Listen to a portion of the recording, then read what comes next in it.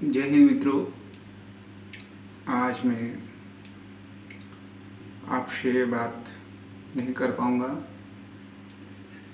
आज मैं सिर्फ एक शख्स से बात करूँगा। वह शख्स जो हम सबका नेता है,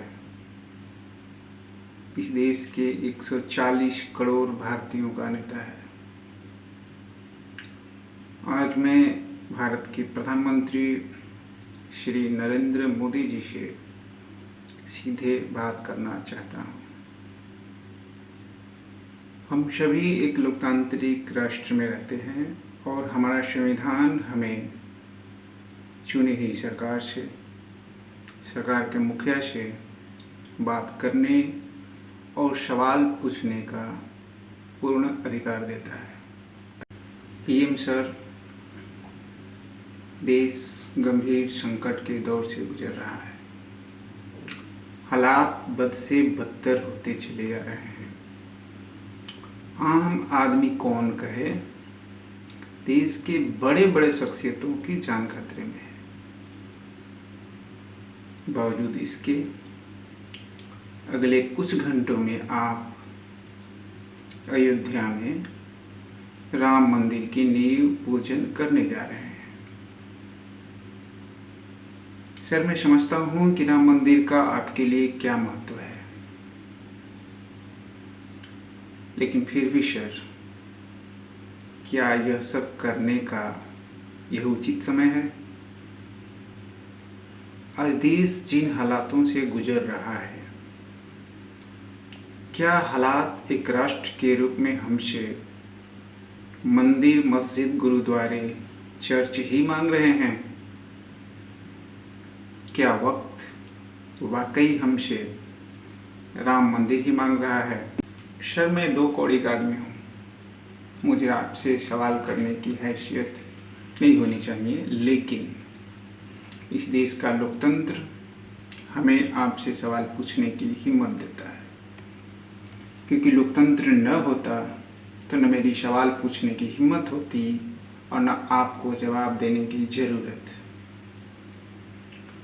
सर, ये ठीक है कि आपका एक धर्म के प्रति विशेष लगाव है, आपकी अपनी आस्था भी है, लेकिन सर, आप आज इस देश के 140 करोड़ लोगों के नेता हैं, इस देश के चुने हुए प्रधानमंत्री हैं।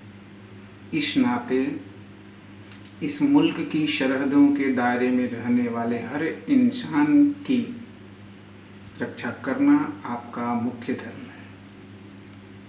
इस देश के नागरिकों को हर संकट, हर तबाही से बचाना, लोगों को मौत के मुंह में जाने से बचाना आपका मुख्य कर्म है। सर, आप अयोध्या नरेश श्री राम के मंदिर में के नींव पूजन में जा रहे हैं। आप खुद एक राम भक्त हैं।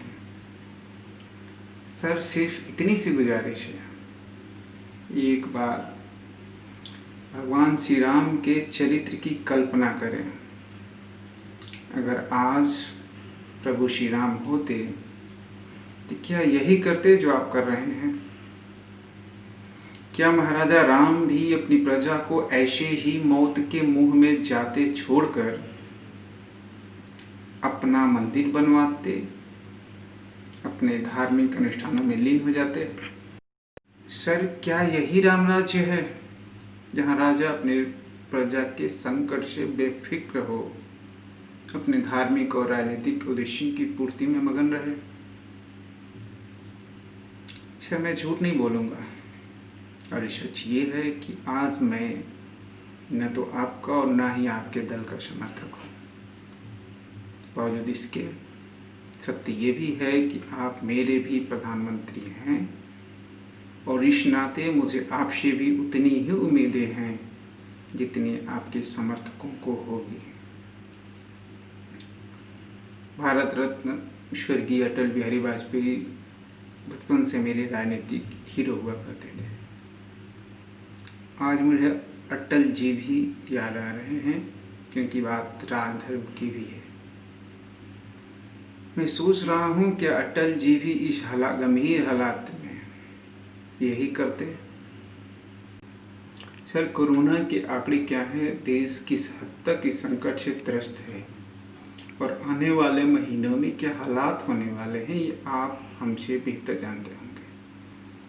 लेकिन सर, जिस वक्त आप अयोध्या में राम मंदिर के कार्यक्रम में शरीक हो रहे होंगे, ठीक उसी वक्त इस देश के हजारों लोग जीवन की अंतिम सांसें गिन रहे होंगे। मंदिर के नींव पूजन के शंखनाद के साथ कोरोना के खिलाफ अपनी जंग हार रहे लोगों की तरफ भी सुनाई देगी, और यह एक शासक के लिए गर्व करने वाली बात कतई नहीं है। सर, आज पूरी मानवता ही संकट में है, लेकिन फिर भी दुनिया के कई देशों में जहाँ पहले हालात काफ़ी ख़राब थे, अब हालात सुधरे हैं। भारत में प्रारंभ में प्रसार निश्चय ही कम हुआ, लेकिन अब स्थिति विकराल रूप धारण कर चुकी है। आज हम दुनिया का सबसे प्रभावी देश बनने की तरफ अग्रसर हैं। एक दिन में सबसे ज़्यादा मरीज भारत से आ रहे हैं। आज आपको, हमको, सभी को सबसे पहले इस संकट से निपटने और निकलने के बारे में सोचना चाहिए। लोगों के स्वास्थ्य पर पूरा फोकस होना चाहिए। यही आज का कर्म भी है और हम सबका धर्म भी है। मुझे पूर्ण विश्वास है कि आपके कुछ समर्थक